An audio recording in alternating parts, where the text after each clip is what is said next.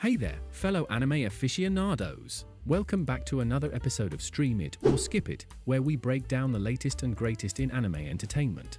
Today, we're diving into the musical world of Carole and Tuesday. Will this series strike a chord with viewers, or should you give it a pass? Let's find out. It's set on Mars, in the future.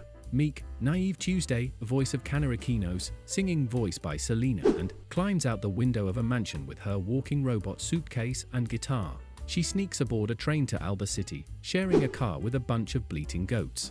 Overwhelmed by the gleaming metropolis, she wanders wide-eyed through the bustling throngs, gets her suitcase stolen and happens across another young woman on a pedestrian bridge, playing a keyboard and singing. Carole, Mayuri Shimabukuro, singing voice by Nai Brother XX, is an orphan living in converted storage room in Alba City with her pet owl, which I think is a robot. She works serving burgers to sexist pigs, and gets fired after she sabotages their food. She sets up her keyboard on a pedestrian bridge and expresses her sadness via a wordless song, which draws in poor, lost Tuesday. They're both 17, they both want to make music, they become fast friends. Back at Carole's apartment, Tuesday says she was inspired to chase her dreams by Cyndi Lauper's song True Colors. She adds guitar and lyrics to Carole's song, and the result is magical. They climb to the roof of the building, take in the gorgeous Alba City skyline view, and vow to follow their dreams of making music together. Meanwhile, a few subplots are sprinkled into the narrative. Petulant former child star Angela, Sumaya Saka, singing voice by Alisa,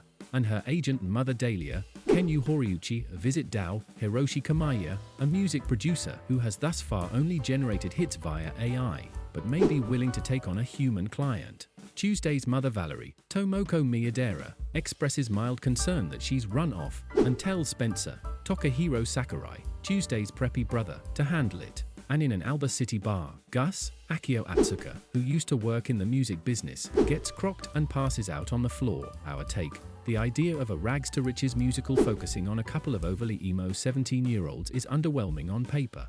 But a vet like Watanabe clearly understands how to manipulate context to render a familiar concept fresh and exciting. The world surrounding Carole and Tuesday is restlessly original, packed with little visual gewgaws and whatsits that inspire our curiosity about the setting. That being said, if you prefer anime with a more tightly paced plot and fully developed characters, you may want to give this one a pass. Ultimately, the decision is yours.